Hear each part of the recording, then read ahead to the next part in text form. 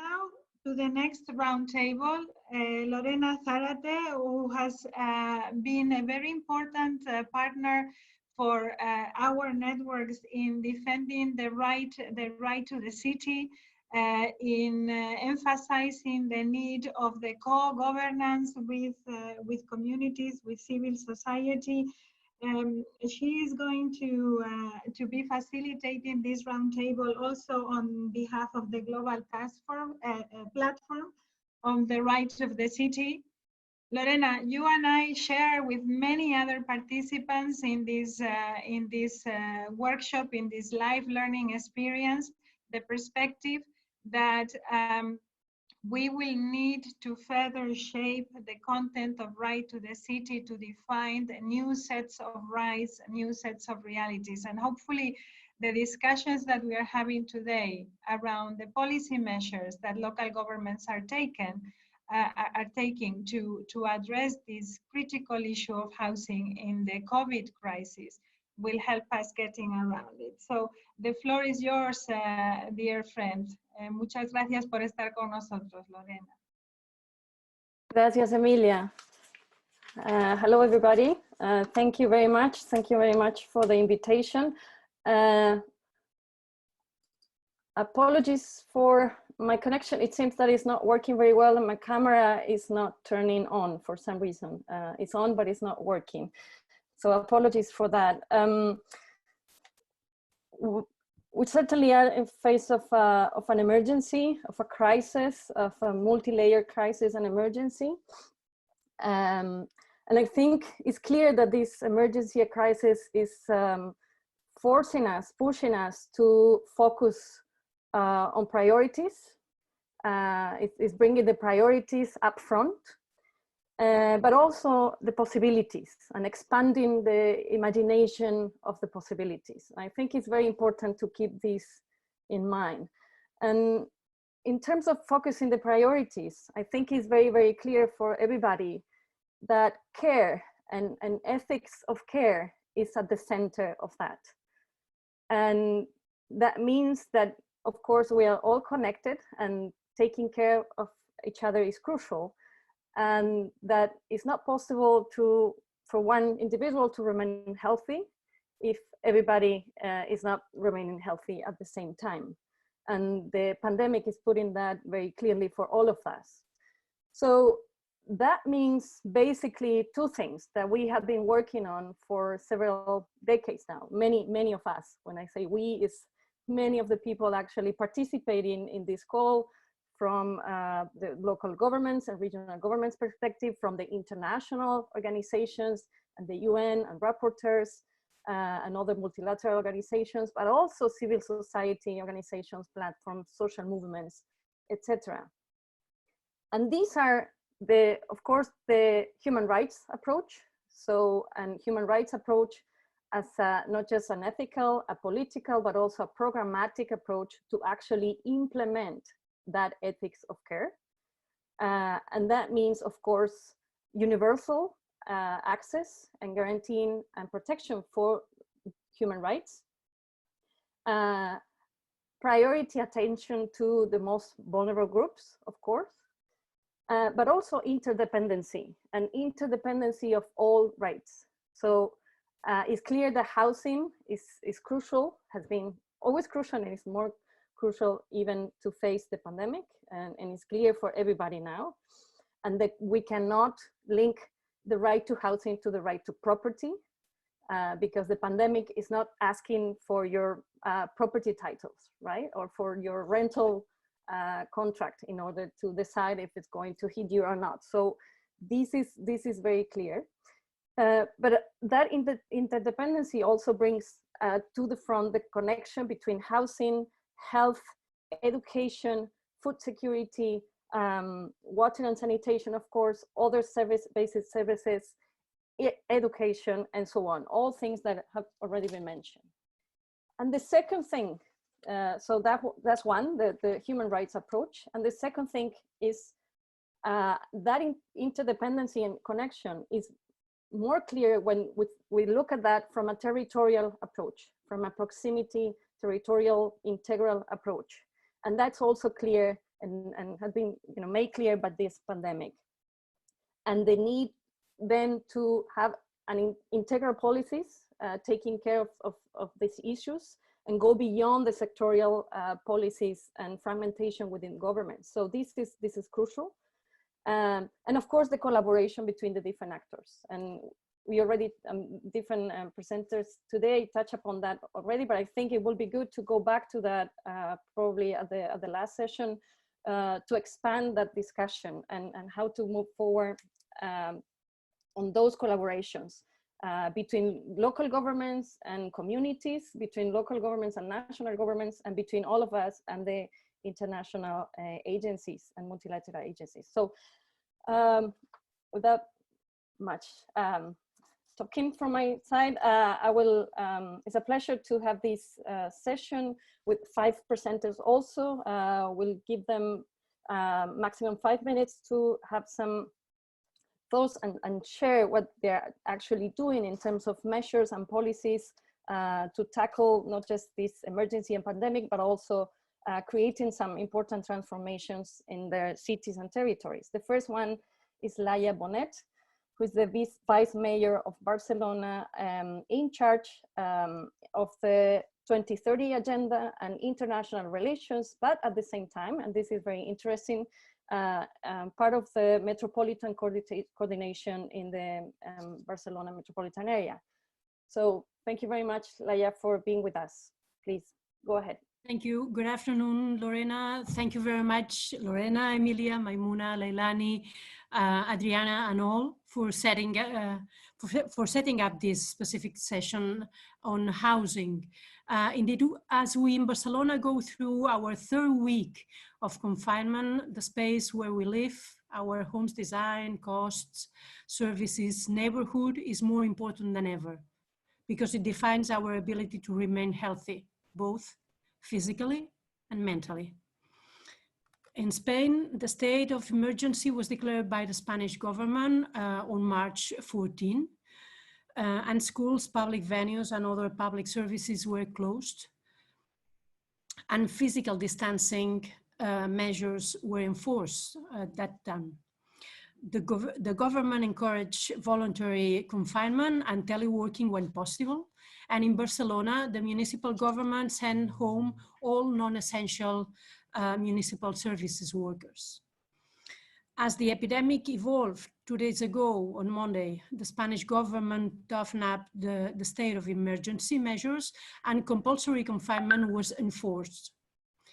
This means that everyone except essential service providers must now remain home. Throughout the whole crisis, ensuring a shelter for everyone is a priority for the city government.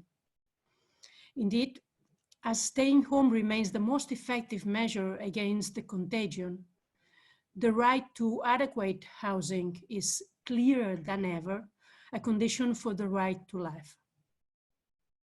From minute zero of the epidemic in Barcelona, we have been striving to ensure that those who already have a home can remain there regardless of their ability to pay the rent or the mortgage, and to guarantee a decent shelter for vulnerable families and individuals, including homeless populations. We have adopted several measures to this end, but I would like to highlight 3 of them. First, the City Council successfully called the judiciary to suspend all evictions during the state of emergency. Second, we have approved a moratorium on the collection of rent in the municipal public housing stock, as well as in public-owned retail spaces. Public housing rents will further be reduced for tenants suffering from a significant income reduction as a result of the crisis. And for that, we have set an initial budget of 3.5 million euros. Third, we have set up a 6,000 square meters pavilion and reached an agreement with hostels to provide temporary accommodation to over 1,200 homeless persons. In this context, given the complexity and tension in Barcelona's real estate market, Reaching partnerships with all actors in the city have proven key to ensure that we implement all measures possible to guarantee the right to housing in these difficult times. Two examples of these are the following. On one hand, the agreement that we rapidly reached with the Touristic Business Association Aperture, which allows to mobilize 200 touristic apartments to accommodate families being assisted by the city's social services.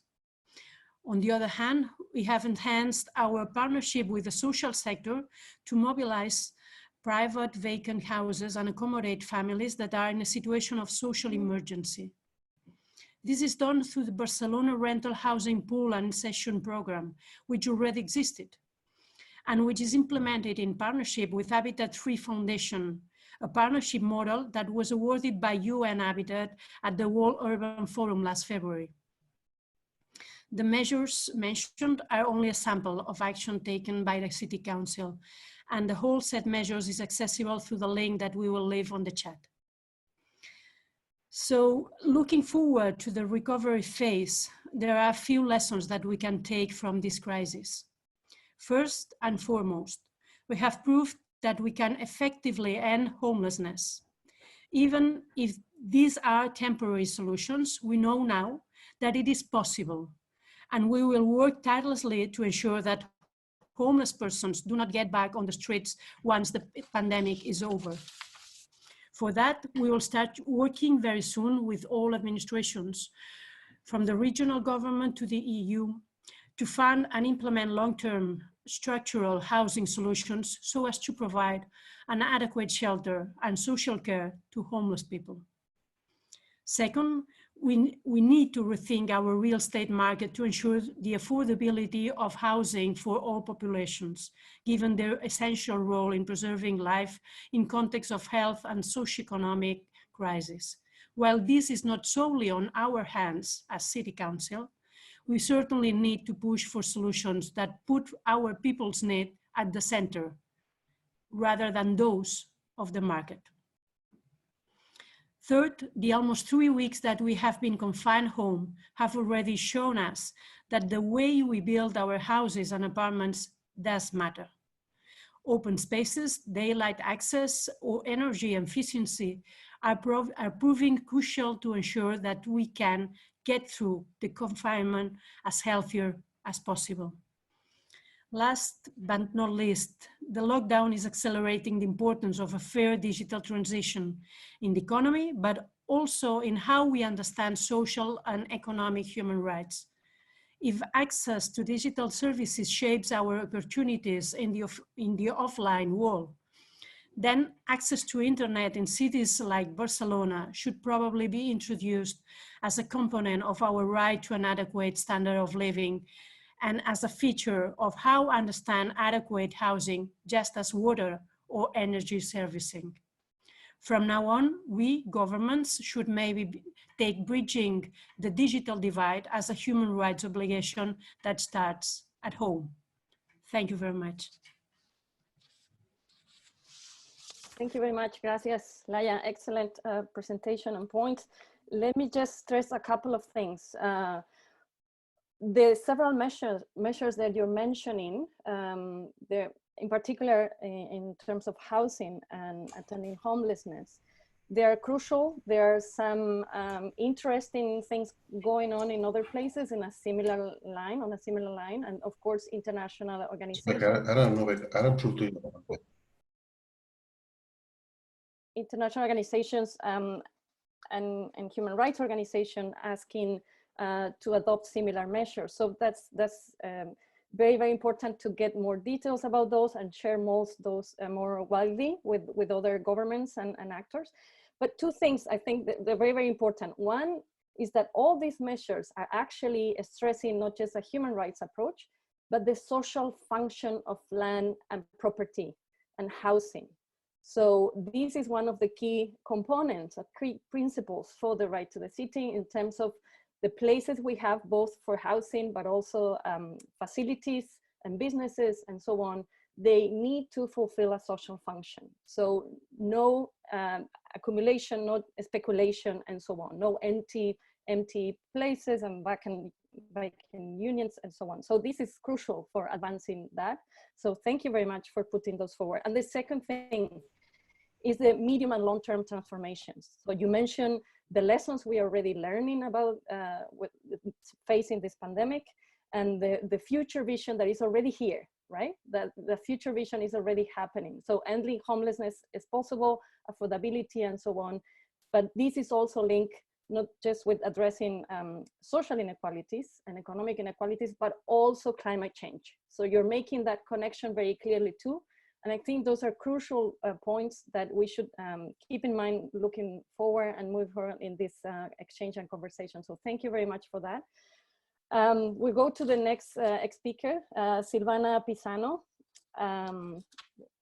Paso al español. Silvana Pissano, también buena amiga y colega de hace tiempo, secretaria de Urbanismo de Montevideo, muy comprometida con un enfoque de derechos y un enfoque de perspectiva de género en las políticas públicas, y que ya traían unas políticas muy interesantes, por ejemplo, de recuperación de edificios vacíos, no utilizados en el centro histórico de Montevideo para fines sociales. So, seguramente este contexto de crisis, de pandemia, va a estar mostrando posibilidades de avanzar más rápidamente en políticas similares.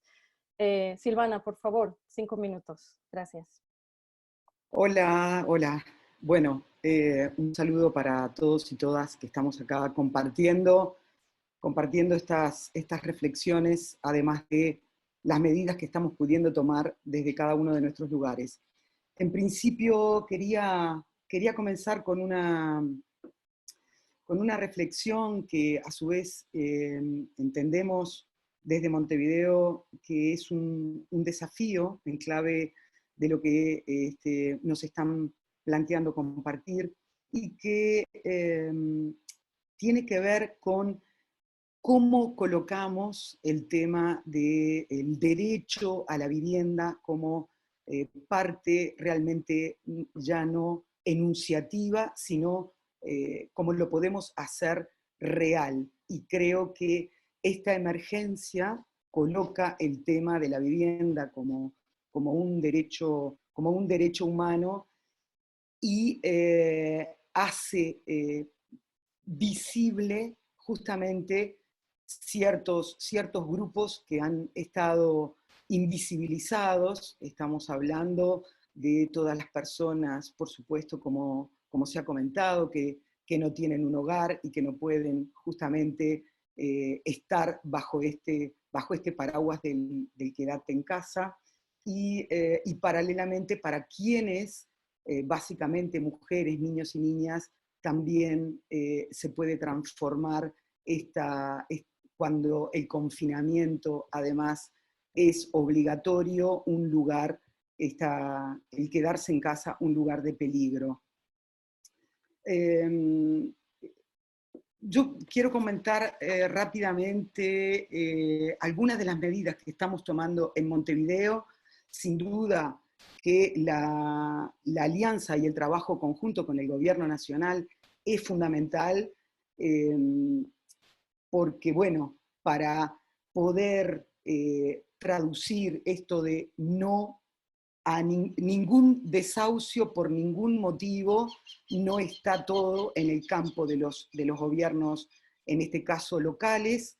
Entonces estamos tomando sin duda medidas en la suspensión de los lanzamientos, pero los que corresponden justamente al ámbito del gobierno departamental, y está quedando sin duda mucha gente que está vinculada, su permanencia, su seguridad de mantenerse en la vivienda, está quedando sujeta a los bancos con el tema de las hipotecas, a las inmobiliarias y al sector privado.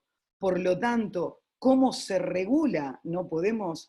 Esto no es solamente un compromiso público de los distintos niveles de gobierno y de la sociedad civil organizada que está pudiendo aportar solidariamente con organización para la salida de esta situación de emergencia, sino que tenemos que no solamente articular, sino obligar al sector privado para que justamente el derecho a permanecer, quienes tienen la vivienda, el derecho a permanecer sea justamente un derecho para todos. Una de las medidas concretas que estamos haciendo en Montevideo tiene que ver con la implementación, el acercamiento a estos invisibles de 10.000 canastas, que incluye alimentos, por supuesto, pero también elementos para la limpieza, porque lo primero es justamente el agua y poder que realmente se pueda implementar estas medidas que estamos diciendo para que el virus no se propague. Entonces, esa es una cuestión. Quiero, si bien es un esfuerzo muy importante del gobierno departamental, de la Intendencia de Montevideo, el implementar esto en este momento, se está organizando y se está justamente para poder llegar a cada una de estas personas y familias que lo necesitan, pero quiero también destacar que es bien complejo, el tema de llegar a estas personas por justamente los registros inexistentes o los subregistros de muchas de estas personas que por algo hasta este momento estaban invisibilizadas y que de repente justamente en esta coyuntura se vuelven visibles por la necesidad de atención, pero esos registros no existen, por lo tanto también hay dificultades desde el punto de vista burocrático para poder tenerlos rápidamente.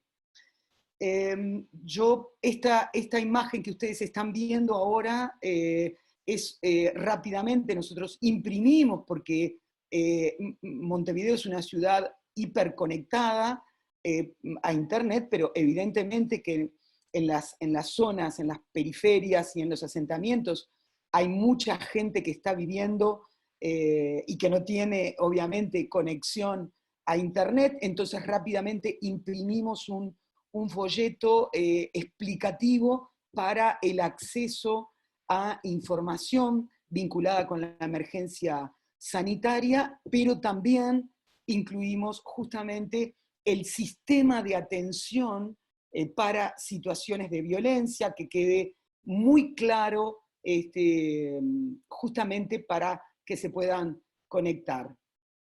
Estas 10.000 canastas y este acercamiento con las personas y las familias en situaciones de mayor vulnerabilidad ha sido posible justamente con la asociación hasta ahora, que estamos en una fase en principio inicial de esta pandemia, con las organizaciones barriales, con el sindicato de los trabajadores, en este caso de la construcción, justamente para poder terminar y tener en condiciones ciertos lugares, y también con los colectivos, ¿no? Tanto ahora estamos intentando acercarnos con los colectivos de migrantes, también Montevideo tiene población migrante, como nos decía más temprano la compañera de Bogotá, y por supuesto, si bien en este país ahora el gobierno nacional es de un partido político y el gobierno departamental es de otro, en este caso nos estamos sentando justamente como parte de lo necesario en las alianzas para salir conjuntamente de este tema y poder llegar a todos esas personas invisibles y poder salir con éxito de esto. Muchas gracias. Muchas gracias, Silvana. Mucho que compartir. Sin duda habrá otras oportunidades. Vamos a estar promoviendo con CGLU y otros actores otras oportunidades para esto, porque es muy necesario, muy pertinente y que podamos ir en más detalles. Fundamental la necesidad de coordinación, otra vez, de gobiernos nacionales y gobiernos locales. La regulación del sector privado que mencionás y que es algo que se mencionó también en el chat, pensando en el ahora y pensando en qué sigue después de la crisis, ¿no? Y cómo estas medidas que estamos tomando para avanzar en más justicia social no se van para atrás, ¿no? Entonces, para eso la regulación del sector privado es central.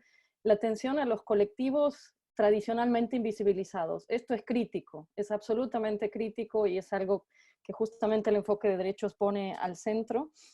Y sabemos que entonces estar invisibilizados es vivir en barrios que no aparecen en los mapas, aparecen como grises en los mapas, y es finalmente no tener acceso a los derechos y ser ciudadanas y ciudadanos de segunda, ¿no? Y no de primera categoría. Y el trabajo con organizaciones sociales, esto es fundamental, gracias por traerlo también al frente, creemos que ese es el camino para poder avanzar, ¿no? Y sobre todo con los barrios, en los barrios y con los sectores más marginalizados, no es algo que un solo actor va a poder resolver. Me dicen, so I'll switch to English now. The city of Montreal is no longer in the call, I have to left the call, but we have Shams Asadi, the Human Rights Commissioner of Vienna. I think he's still in the call. Is that right? Yes, we're going to go with the Secretary of Urban Agenda of Catalonia. Lorena. Oh, okay. So jumping to the one, el señor Agustí Serra, secretario de la Agenda Urbana de Cataluña, un gobierno regional, con muchísimas décadas de experiencia en la gestión. Por favor. Hola, buenas tardes a todos. Y ante todo, muchísimas gracias por esta oportunidad de participar en este debate, en estas reflexiones tan necesarias, tal como se ha dicho en otras intervenciones, en este momento, o sea, siempre son necesarias, ¿no? a lo que es la temática de la vivienda en nuestras ciudades y en nuestros territorios, pero sobre todo en momentos tan críticos como los que estamos pasando en este momento, ¿no? Un saludo a Lorena, un saludo también a Emilia y a todos ustedes desde Cataluña. En fin, yo las reflexiones que querría compartir con ustedes, más allá, digamos, de las medidas que el gobierno catalán está adoptando en este momento en frente de esta crisis, en relación pues a transporte público, sanidad, etcétera, etcétera, yo me gustaría ceñirme, digamos, al aspecto más concreto de la vivienda, que es el tema en el cual, pues, desde mis competencias como secretario de Hábitat Urbano y Territorio, pues, me pertocan. Yo también decir que estamos hablando, digamos, de medidas en la actualidad delante de hacer frente a la crisis, a la pandemia del coronavirus. Pero a mí me gustaría también explicar que nosotros en Cataluña ya hace muy poco significa el 23 de diciembre pasado, o sea, el 23 de diciembre del 19, ya, digamos, tiramos adelante toda una serie de medidas delante de la extrema preocupación que tenemos en nuestras ciudades y en nuestro territorio. Yo creo que esto no es solo un debate, evidentemente, en Cataluña, ni tan solo en el Estado español, sino a nivel planetario, digamos, de las oportunidades del acceso a la vivienda que debemos ofrecer las administraciones al conjunto de nuestros ciudadanos y de nuestra gente. En ese sentido, ya en aquel momento, o sea, hace aproximadamente 3 meses, ya fue, digamos, una medida ciertamente, no sé si atreverme a decir polémica, pero sí, bueno, debatida, en el sentido de que por primera vez incorporamos digamos, la defensa o medidas para proteger a ciudadanos vulnerables que están ocupando sin título habilitante viviendas pues, pues que en su momento, de una forma desesperada y por necesidad, tuvieron que ocupar, ¿no?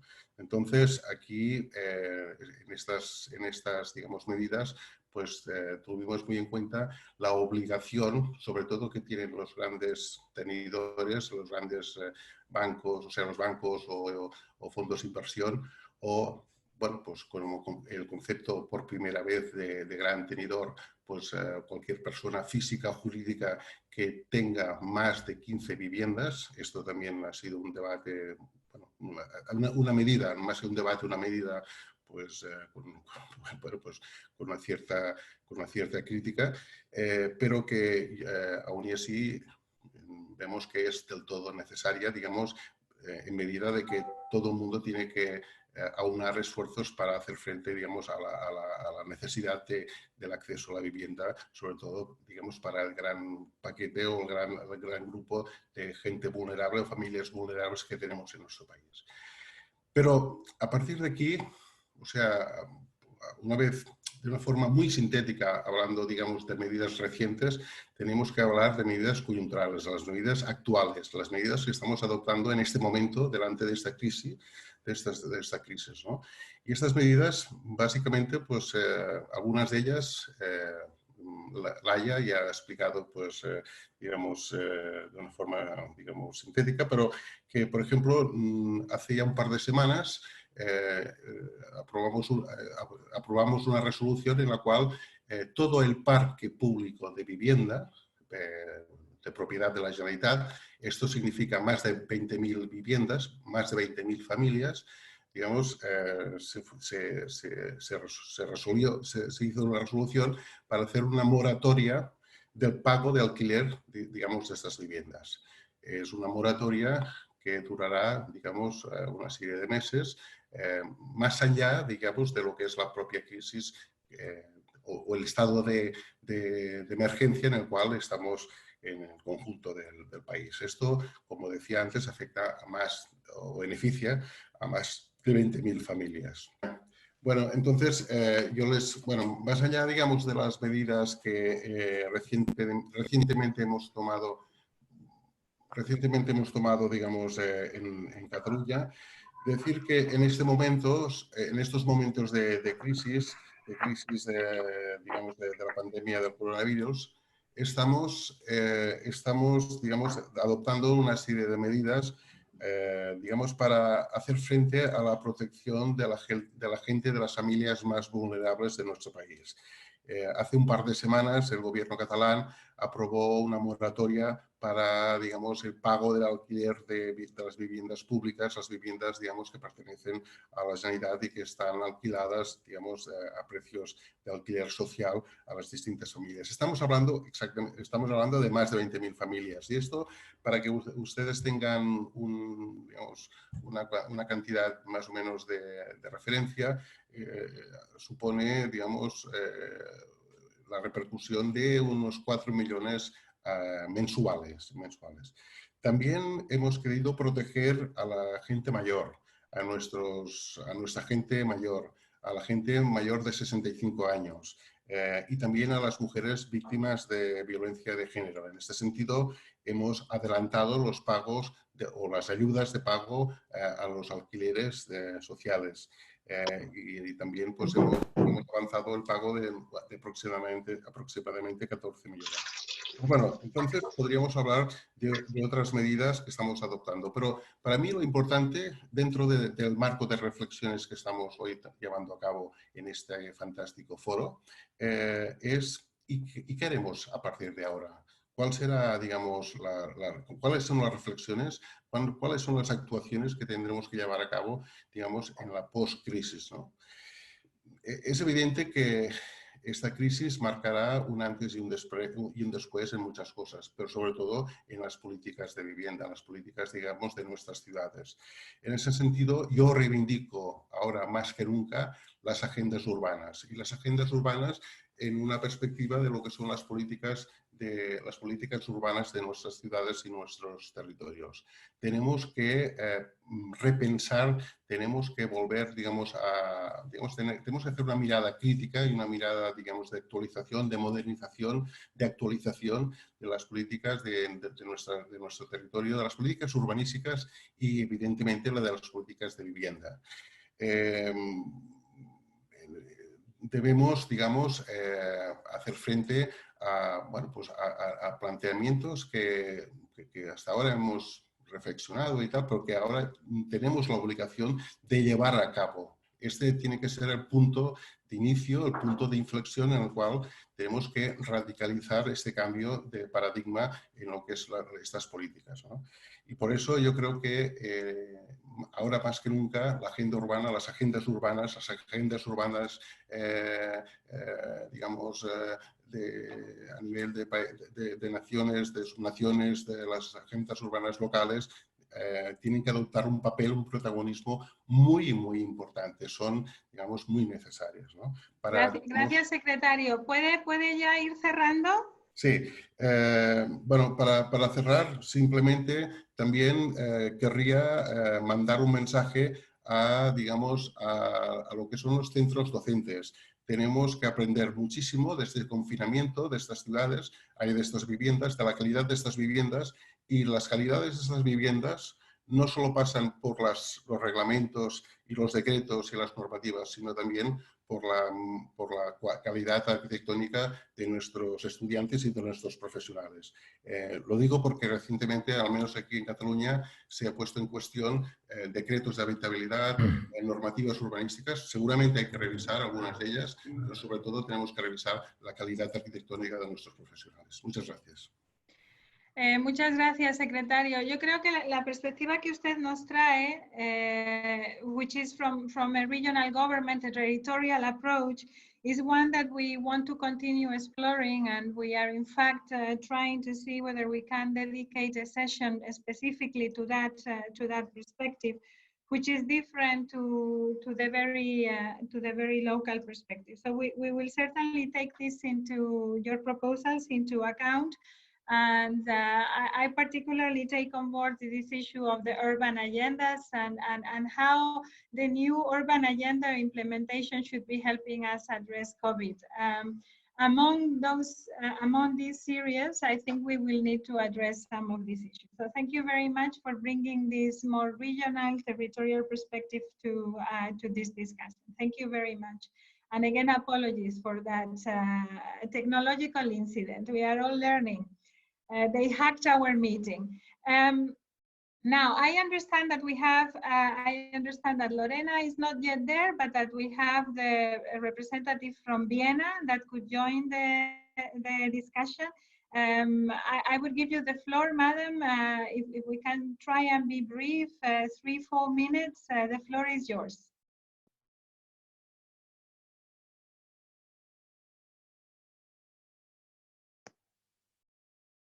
Do you hear me?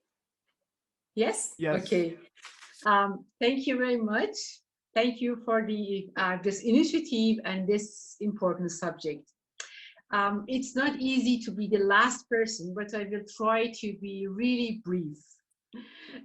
If we speak about the human rights just based approach, we shouldn't forget access to information. So access to information is the most important point here, and even it is written in the just the Universal Declaration of Human Rights. After all of the shock that like city of Vienna had, like all of the cities all over in the world, we started to just to establish the hotlines, and then the whole of the hotlines that we started, it was in general, and it was just it was in just healthcare or just managing of the daily life or childcare, because all of the schools and kindergarten were shut down and were closed.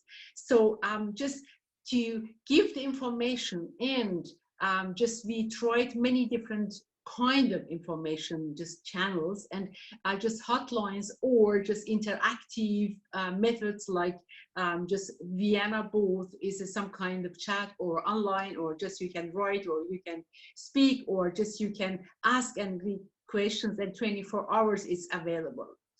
And of course, we have started with the strategy, and we knew that one size fits not all. We started with very specific target groups information. And in target groups information, elderly people, families, or elderly people, they took like for taxi vouchers for the elderly people, how they can reach just I don't know, their medical care, or just pharmacy or whatever. And then families and gender specific informations due. And then for children, the ombuds place for children, they are available just 8 hours each day for the children, or just their problems. And of course, we shouldn't forget the people with mental problems and mental diseases in a city, because these people with the confinement, they are in their atmosphere and they have more problems. So the psychological services of the city started to be expanded, and even their face-to-face service, they exist with taking care of all of the health measures. Violence, we have just heard today a couple of times, domestic violence, and to serve and just protect women and children from the violence. It's a 24 hours hotline is also, it's going on. So it's of information, but information, we have to know that city of Vienna is just consists of many different peoples from different cultures. So they are provided in 20 different languages. Besides information, we started with measures, because we have to also do something, and the measures, they are also here. And the just measures, they are access to services, digitalization, economic services, and bringing the culture, again, just accessibility of culture for everybody, and educational. Because of the closing of the schools, we have to teach the children, and just some kind of just making the life easier for the families, or just for the just family, or just parents. So specifically in housing area, we have started with housing assistant, and this housing assistant is for everybody in a form from just rental assist and rental pay, or just whatever that it happens in their, just if they are not available, or if they are not paid their rents. It is the eviction stop. It is completely, it is a measure that we have taken. And just in area of homelessness, the expanding of winter package for homeless people, because winter package of city of Vienna, it goes until end of March, but it has been expanded until 20 of August 2020. And of course, provision of emergency quarters for homeless people. And of course, the city of Vienna is very much concerned in reduction of the size of the units, and reduction of the number of the people that they are in this care areas. Just local partnerships, of course, for solidarity in the society, there is the just very much intensively cooperations between the NGOs and unions and associations and city of Vienna. One of those examples is just funding of the small and medium-sized enterprises. And city of Vienna has started with just business agency, and with many different chamber of commerce together in order to help, economically help of the smaller size enterprises. And of course, one of the NGOs in Vienna that City of Vienna financed them and just helped them, it is combating of poverty of sex workers. Because from many different Eastern European countries, with shutting down of the just everything and closing the borders, they came to some kind of just life that they are not even able to just survive, and then we help and take care of them. And with Caritas, with food distribution for people in need, and social markets that they are available for the people that they are not just able to pay for their daily food. The future vision, the most important point is here, just we know it, but again, we emphasize that housing is a human right. And affordability of housing is very important. And of course, affordability just in form of development, creation, and maintenance is also very important. And access to affordable housing. And of course, homelessness is a criteria, but prevention of homelessness is very important. And how could we prevent homelessness? This prevention could be go hand in hand with cooperation with different areas like social area, labor market, and housing together in order to just know that what's going on in the society, and housing is also a social right. So it's a kind of just confirmation that City of Vienna with with a real public housing, biggest maybe housing provider in Europe, we are in the right way, but still we do have some challenges for the future, and we have to learn from this risky time and crisis time, and just again put our emphasis on a solidarity society. Thank you. Thank you very much, and thank you for putting the focus also on all of those things that are around the housing, because thinking about housing is not only about that physical space that protects us, which is extremely important and is proving even more important now in this COVID crisis, but it's also about the amenities of these houses and how we provide them. And I see that in this session, there has been a lot of emphasis made on the food security aspect of housing, and also on the digital gap, which I find really interesting.